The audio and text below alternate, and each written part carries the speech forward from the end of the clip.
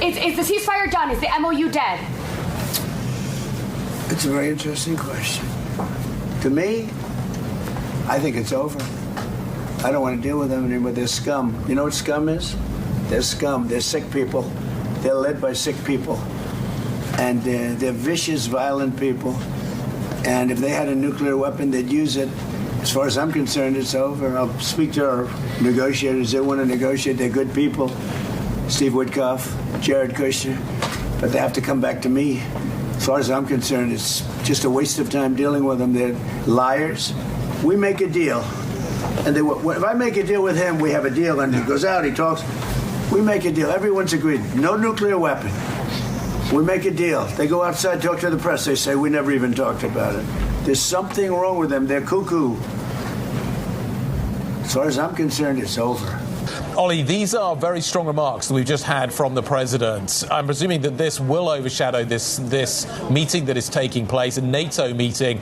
President Trump signaling that the ceasefire with Iran is over.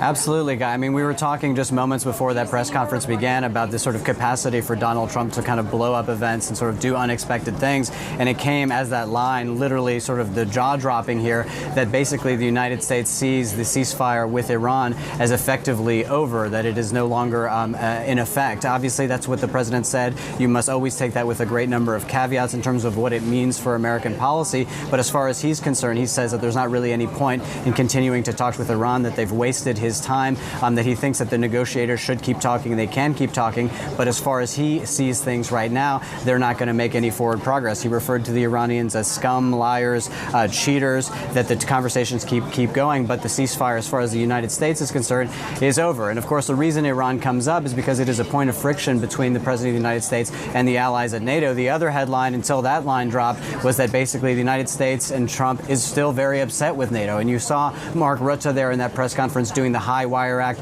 trying to keep the United States on board, saying that the strikes that the United States did over the last couple of days were completely necessary. But of course, that conversation entirely derailed, totally overshadowed by that line from the President of the United States that effectively he sees the ceasefire between the United States and Iran as over. Let's just talk about the comments related to Spain and some of the other European allies as well, Ollie. One of the things that a lot of analysts were looking for into this meeting was a commitment by the United States to Article 5, to NATO, that if provoked, there would be a response. If Putin were to push, there would be a response. That didn't sound like it to me. It didn't sound like that commitment was there. No, absolutely not, Guy. And I think that, you know what, I don't think that that's the ambition anymore from the NATO allies. I don't think they expect the President of the United States to give that full solidarity, to say the ironclad sort of Article 5. I think that Trump's sort of policy towards NATO is to keep that kind of forever ambiguous, to kind of play with it around the edges. And it has in some ways been effective if the goal has been to get NATO spending up. But I don't think you're going to get that kind of comment from the United States. But, Guy, just on this issue of Spain, I think it's really interesting. I mean, what Trump is talking about, he's still very upset with Spain. Spain's unwillingness to go to that 5%. It's the only NATO member that says he won't spend that. Trump is saying that he's going to cut off visits with Spain. He's going to cut off trade with Spain.